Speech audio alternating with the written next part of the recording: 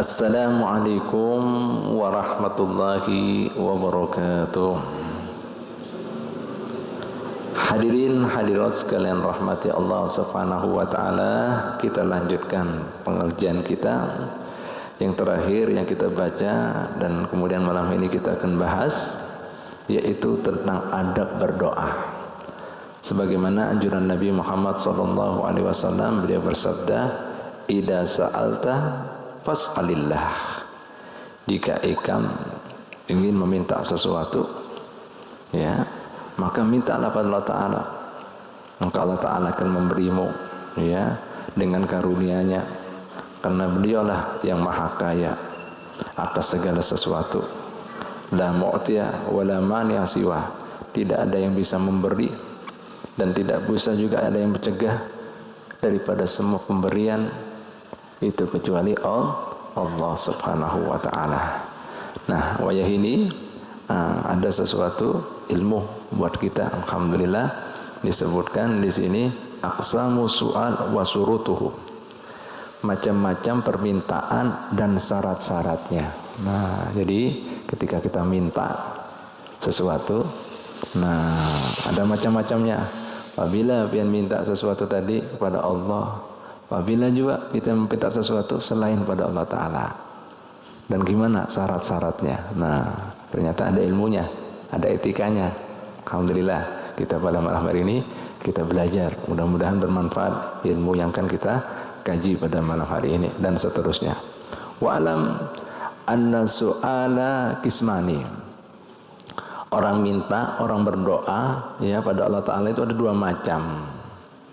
Yang pertama, ahaduhuma ma lam tajril adatu bijaryanihi ala aidil khalqi, yaitu apabila yang pertama ini yang pian minta itu pada dasarnya tidak ada kemampuan di tangan makhluk. Artinya untuk urusan seperti ini pian tidak perlu minta lawan makhluk. Contohnya apa?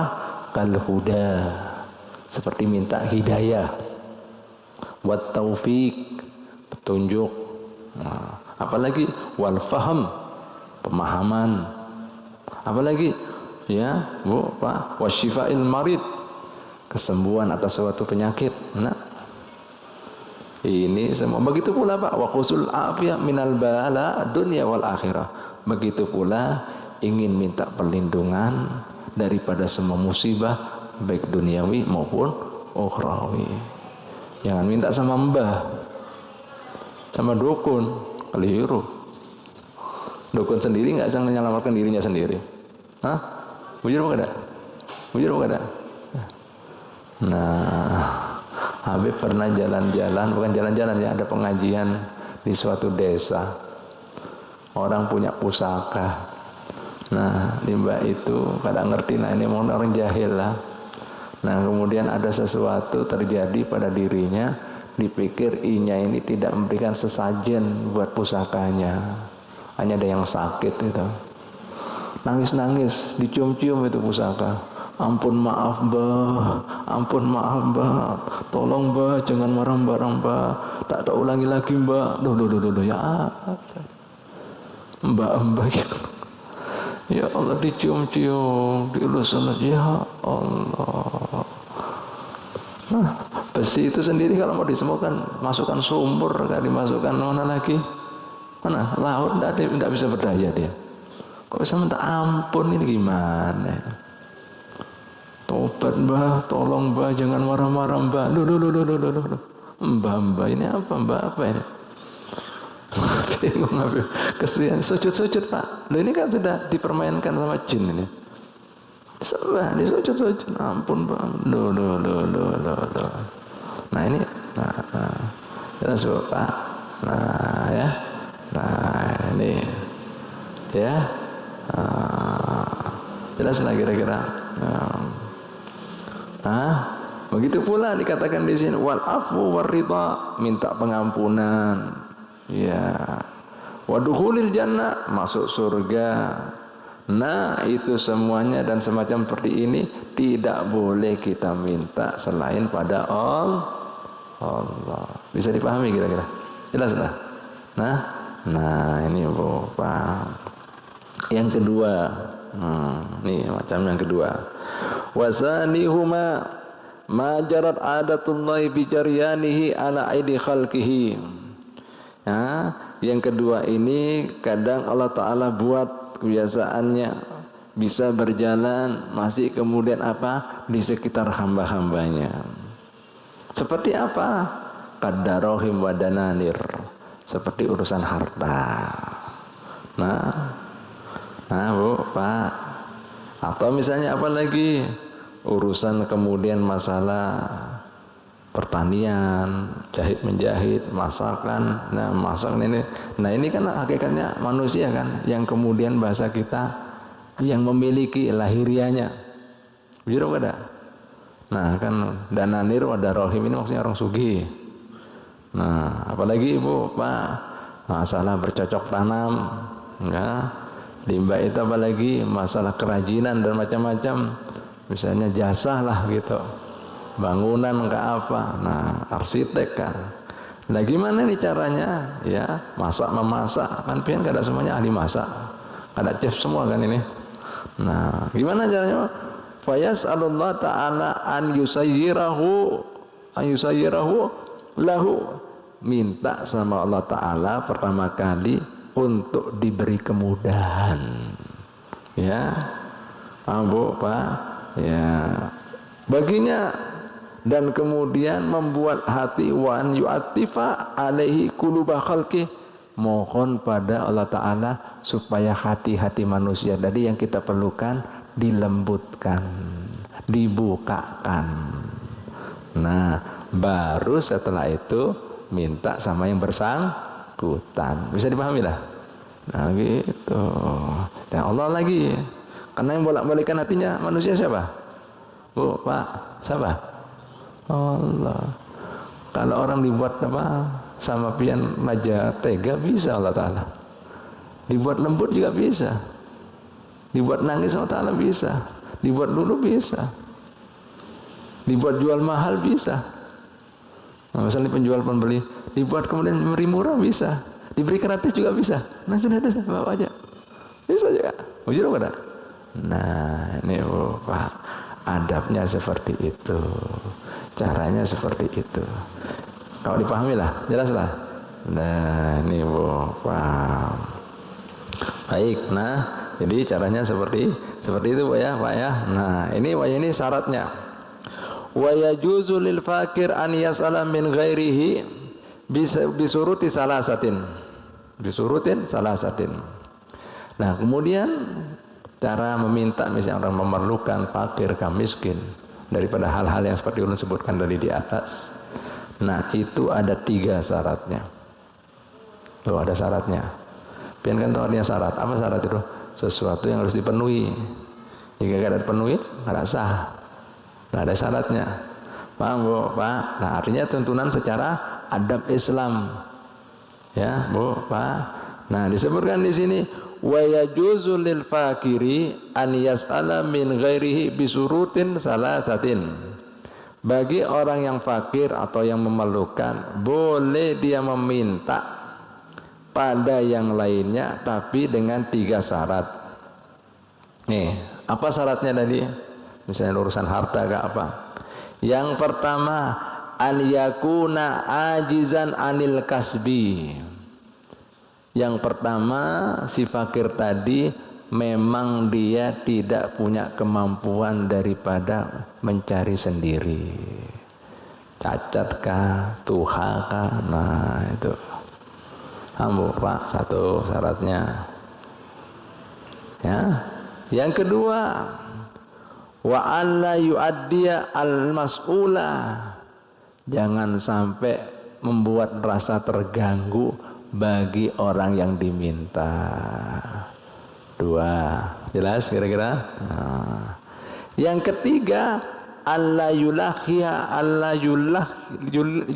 yulihha alaihi. Jangan kemudian merengek-rengek berulang kali. Nah Bu Pak, ini syaratnya. Artinya jika pian kada memenuhi syarat ini sudah melanggar syariat, bisa jadinya dosa. Nah, ngertilah. Nah, ini ada syaratnya. Ambu Pak, la ilaha illallah Muhammad. Nah, makanya di sini banyak orang kada ngerti, minta. Padahal tidak memenuhi 3 syarat ini tadi. Ada sebuah hadis Nabi Muhammad SAW, ya, warning ini, atau warning, peringatan, ya, peringatan. Nah, diingatkanlah Nabi Muhammad SAW. Nah, apa ujar sidin Rasulullah SAW, ya? Wa huwa liman yajidu kifayata yaumin wa lailatin haram. Nah, bagi orang tadi kan syaratnya apa? Ya, fakir kan tadi. Ya.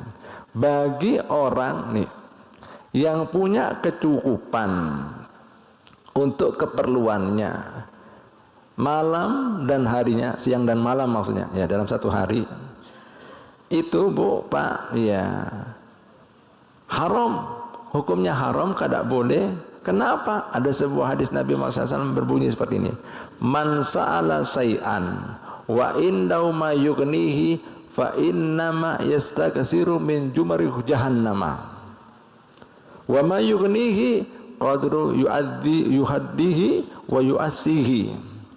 Ujar Nabi Muhammad SAW, barang siapa yang meminta akan sesuatu padahal dia memiliki sesuatu yang dia punyai atau yang dia minta tadi. Nah, sesungguhnya orang yang meminta sesuatu padahal dia punyai, urusan kemudian makan minum ini, hakikatnya itu sama dengan dia memperbanyak bara jahanam di akhirat kelak. Ya Allah. Oh, Pak. Apa kira-kira yang dikatakan cukup di sini? Disebutkan qadrun, yaitu kadar yang cukup buat dia makan seharian tadi, yaitu makan pagi ada, siang ada, malam cukup. Ini sudah kada boleh. Artinya apa Bu? Ini hikmat dalam sekali. Islam kada mengajari umatnya mengerengek, tidak mengajari umatnya mengemis, tidak mengajari umatnya menjual ibah. Itu artinya, pahamlah? Aziz, tahu aziz? Mulia. Itu bisa dipahami lah. Nah, itu artinya. Kada mau. Hah? Nah, makanya pian kan pernah mendengarkan tangan di atas lebih baik daripada tangan di bawah. Itu loh, sampai diberi motivasi ini. Perbanyak itu baranya dia, bara api di neraka itu. Loh. Makanya di syaratnya apa? Nah, bujur-bujur dia tidak lemah. Terus yang kedua, tidak mengganggu orang yang dimintai. Dan kemudian apa lagi? Tidak kemudian ngerengek terus. Bu, Pak, gimana kita ini? La ilaha illallah Muhammadur Rasulullah. Nah, ini. Yang kedua dari hadis ini kita ketahui. Tadi dikatakan dalam sehari, cukup sehari loh ya, sehari. Nah, sehari aja kada boleh kita orang. Nah, sehari ini. Nah, artinya apa? Agama kita, syariat kita tidak menganjurkan manusia itu menumpuk-numpuk harta benda. Pahamlah? Itu maknanya. Nah, orang yang menumpuk-numpuk itu seperti itu Bu, Pak. Nah, coba perhatikanlah. Numpuk-numpuk harta. Berarti dia apa? Enggak yakin bahwasannya kemudian Allah Ta'ala itu mengatur tiap harinya rezeki itu ada selama dia usaha. Karena apa? Jika dibiarkan orang menumpuk-numpuk harta, jadinya nanti akan hubud dunia. Tahu hubud dunia? Apa hubud dunia? Apa hubud dunia? Cinta buta lawan dunia. Nah, Wib memberikan contoh aja ini. Lalu mentakan Wib Mapian. Coba Bu, Pak, orang yang ketangkap KPK itu, tahu? Orang yang ketangkap KPK tahu lah? Yang ketangkap KPK. Itu ada orang miskin kah? Ayo, coba. Hartanya itu MM-an. ada hartanya ratusan M, sampai ada yang kerasnya T. Kenapa masih korupsi? Ayo, lu mau takut ini? Karena masih ngerasa kurang terus, mentalnya miskin, mentalnya fakir.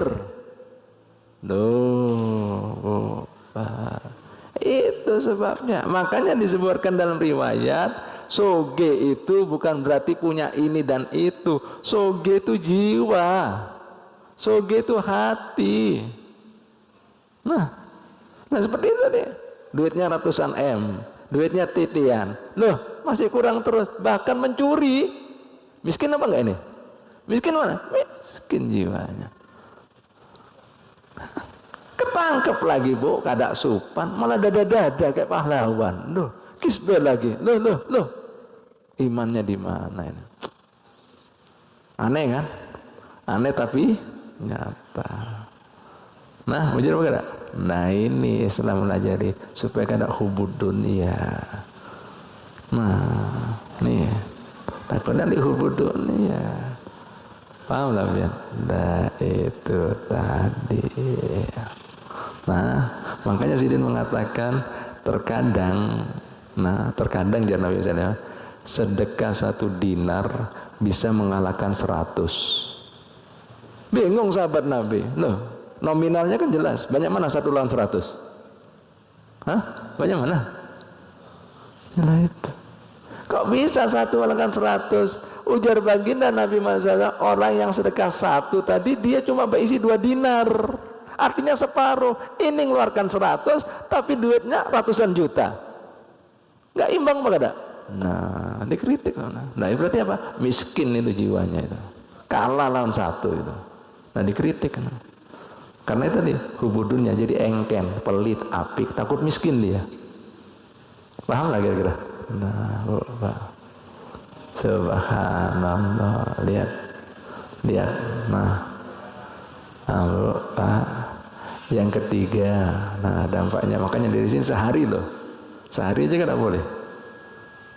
Nah, makanya selanjutnya Nabi Muhammad SAW takutnya di hubudunnya. Gimana bu Pak hubudunnya? Sampai pernah Nabi Muhammad SAW menanggapi ada salah seorang yang begitu hubud dunia. Pas hendak sakratul maut, hendak mati, inya berteriak ketakutan. Nah, daripada harta yang mau ditinggalkannya. Seraya inya mengatakan seperti ini. Mali. Bahasa kita, harta ulun. Kayak apa dengan harta ulun? Nabi senyum, mengomentari. Kesiannya orang ini mengatakan hartanya. Hakikatnya rezeki ikam itu, bujur-bujur harta pian itu, yaitu apa yang pian makan. Kena jadi apa aja Nabi SAW? Jadi kotoran. Maksudnya di mana celengannya? Habis muntung perut, celengannya di mana? Sapi teng. Yang kedua, harta kalian itu bujur-bujur harta kalian yang kalian pakai daripada pakaian. Ini pakaian juga lawas-lawasan usang kan? Jadi apa? Lap-lapan. Nah, habis juga. Nah, kemudian yang ketiga, jadi warisan. Habis. Kalau makanya Nabi mengatakan harta ikam sebujurnya yang ikam sedekahkan, tidak ada yang bisa mengambil. Karena dunia itu ladang akhirat. Bisa dipahami kira-kira? Nah itu ampun pian. Yang lain belum tentu itu bisa kemana-mana. Meskipun ada di Mandiri, BRI, BNI. Makanya di sini ibu bapak sekalian ada suatu kisah nyata. Anna sa'ilan ata Umar radhiyallahu ta'ala anhu. Dan suatu ketika zaman dahulu ada orang meminta datang pada Sayyidina Umar Ibn Khattab radhiyallahu ta'ala anhu. Nah, ketika minta saat itu si orang peminta ini tadi, Sayyidina Umar mengatakan sama anak buahnya, faqala u'tuhu, beri dia apa yang dia minta. Fa idza tahta ibtihi mihla mamlu'a khuzan. Ada tahunya diperhatikan di Sayyidina Umar di ini apa nama? Apa ini Bu? Di keteknya lah. Ada tas gonol, isinya penuh dengan makanan, dengan roti. Langsung dipanggil Sayyidina Umar. Nah ini, kita tidak boleh kan? Kalau misalnya kita kemudian mampu, nah itu, paham lah. Nah, timba itu cukup. Ini sehari aja cukup, tidak boleh. Nah, ini, paham Pak? Karena Pak bisa memperbanyak nanti baranya di jahanam. Nah, Pak. Langsung sih dengan lasta bisa ilin. Nah, berarti ikam ini kada orang kemudian yang memerlukan. Bukan fakir ikam, bukan miskin, bal tajir. Ikam orang cukup, tajir ikam. Gimana? Nah, kan mental Bu Pak. Nah jadi mental. Karena kadang-kadang Bu Pak ada orang minta-minta itu Pak di rumahnya di desanya sugih, rumahnya gedongan, bujur pada banyak. Jadi profesi jadinya jual iba, sugih, bisi mobil, bisi sawah. Nah sudah jadi mental. Kebiasaan. Ada apa enggak? Pernah dengar apa enggak? Nah ini Bu, nanti kadang-kadang bawa bayi Pak. Malah disewakan kadang mampu lah begitu lah baltajir ikam juga. Akhirnya gimana? Namanya Sayyidina Umar summa alahu bidirrati dorban, langsung sama Sayyidina Umar dipukul cambuk. Kurang ajar. Hukum la ilaha illallah.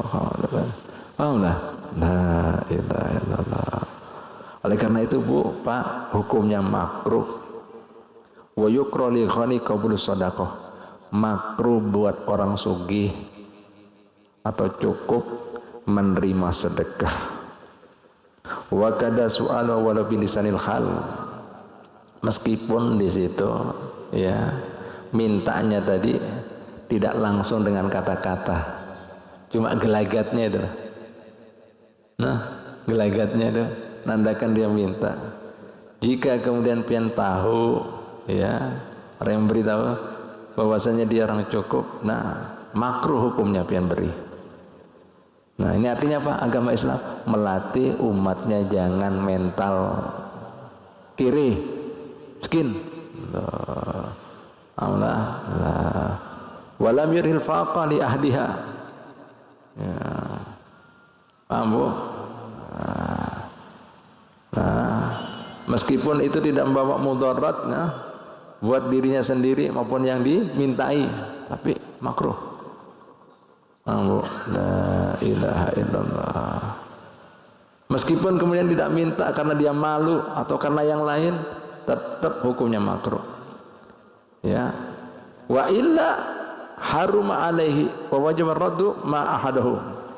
Jika kemudian tidak ada alasan-alasan dia tidak mengambil tadi, terus kemudian dia memang terus terang, ya, dia minta, lalu kemudian orang sugih, haram ya hukumnya atas dirinya mengambil tadi, dan wajib dia mengembalikan apa yang dia ambil tadi. Loh, lihat Bu Pak, oh ini kan banyak terjadi orang tidak sadar, ada hukumnya kayak gini.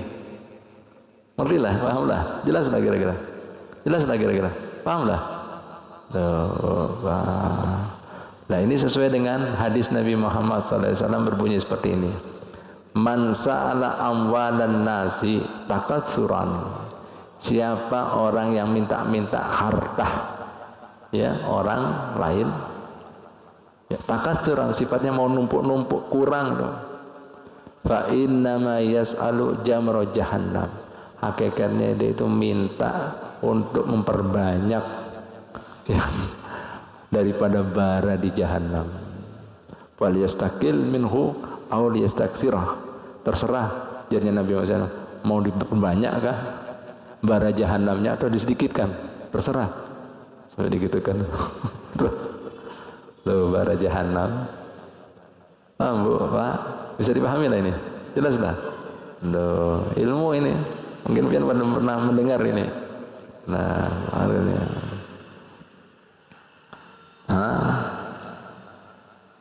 Makanya disebutkan juga dalam hadis, la tahillu shadaqatan li ghani, tidak dibolehkan sedekah buat orang sugih, walal ladzi mirrah, begitu pula apa orang yang punya mirrah, tahu mirrah? Mirrah itu punya kekuatan. sehat, bisa kerja. Apa ini? Alhamdulillah, jelas perkara ini. Loh. Nah, maka jika tidak boleh la tahillu, tidak apa, la tahillu tidak halal, berarti haram, tidak boleh ya. Makanya menerima tadi sedekah, ya. Walau dia orang sugih menerima sedekah, hukumnya makruh. Jika minta, la tahillu, makanya pian tidak boleh sedekah buat orang-orang yang cukupan. Begitu pula orang-orang yang sehat, kuat, bisa bergawe tadi. Jelas lah kira-kira. Jelas lah kira-kira. Nah, ini Bu. Nah, ilaha illallah Muhammadur. Nah, ini semuanya artinya apa Pak Haji? Artinya agama kita itu melajari umatnya supaya aziz mulia. Jangan cengeng, jangan jiwa-jiwa pengemis. Nah, itu Pak, la ilaha illallah Muhammadur Rasulullah sallallahu alaihi wasallam ya. Nah, ini wajah ini makanya dilihat Bu, Pak. Nah, makanya jika pian mau memberikan segala sesuatu itu pada tempatnya supaya bujur-bujur pahalanya itu mengena besar. Bukan kemudian malah jadi makruh, bisa jadi haram. Nah, sayang kan? Sayang bukan ada? Sayang bukan ada? Nah, itu lagi. Begitu pula jika pengen memberikan tadi, ya, orang yang memang memerlukan, orang soleh misalnya, alim, keluarga Nabi Muhammad, pahalanya lebih besar. Makanya haram juga jika pian memberikan sesuatu sedekah, pian tahu nanti duit pian digunakan untuk sesuatu yang haram, misalnya untuk minum, haram itu. Nah, tahu ini nanti buat minum nanti. Nah, haram. Berarti pian apa? Memperlancar kebiasaannya ini melakukan haram. Bisa dipahami lah kira-kira. Loh, ini banyak kan orang tak tahu adab-adabnya seperti ini. Bisa dipahami lah. Nah, kalau misalnya orang soleh, ahli ibadah, alim, kan pastinya bukan gesan minum, bukan gesan ke diskotik. Dia dapat pahalanya. Lihat lah kira-kira. Nah, ahli ibadah dia. Anak yatim misalnya. Wah, bagus. Jelas lah kira-kira. Bisa dipahami lah. Nah, ini Bu, adab-adabnya, tuntunannya. Nah, cara meminta dan cara memberi, ya. La ilaha illallah. Mudah-mudahan pian bisa mengambil hikmahnya dan syukur-syukur bisa mengamalkan dalam kehidupan hari-harinya sehingga kehidupan kita selalu dalam bimbingannya, lindungannya, rahmanya, berkahnya serta ridhonya. Amin ya rabbal alamin. Al-Fatihah.